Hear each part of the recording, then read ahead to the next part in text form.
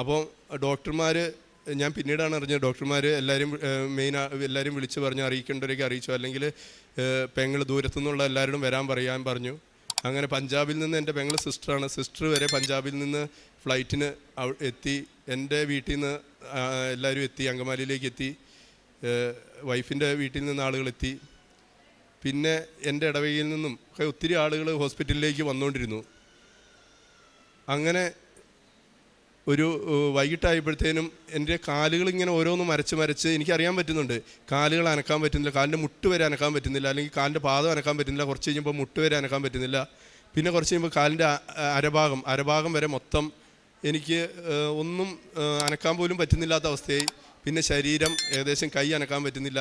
കുറച്ച് വൈകിട്ടൊക്കെ ഒരു 6 മണി ആയി കഴിഞ്ഞപ്പോഴത്തേനും ഏകദേശം എൻ്റെ കഴുത്തോളം, പിന്നെ അവസാനം എൻ്റെ കണ്ണ് മാത്രം അനങ്ങുന്ന അവസ്ഥയിലായി. അപ്പോൾ അവസാനം കണ്ണിങ്ങനെ ചെറുതായിട്ട് അടഞ്ഞു വരുന്നതായിട്ട് എനിക്കൊരു 7-8 മണി ആയപ്പോഴത്തേനും കണ്ണൊക്കെ അടഞ്ഞു വരുന്നതായിട്ട് എനിക്ക് ബോധ്യമായി. അപ്പോഴത്തേനും വൈഫ് വീട്ടിൽ കൃപാസന മാതാവിൻ്റെ, ഞാൻ ഉടമ്പടി എടുത്ത മാതാവിൻ്റെ രൂപം ഉണ്ടായിരുന്നു. അപ്പോൾ ഹോസ്പിറ്റലിൽ ഒരാൾ പറഞ്ഞു പെട്ടെന്ന് തന്നെ വണ്ടിയിൽ പോയി വീട്ടിൽ പോയി ഈ കൃപാസന മാതാവിൻ്റെ രൂപം എടുത്തുകൊണ്ട് വെൻറ്റിലേറ്ററിനുള്ളിൽ കയറാനുള്ള സമയത്ത് വേഗം കയറി എൻ്റെ പുതപ്പിനോട് ചേർത്ത്, എൻ്റെ തലയോട് ചേർത്ത് മാതാവിൻ്റെ രൂപം വെച്ചു.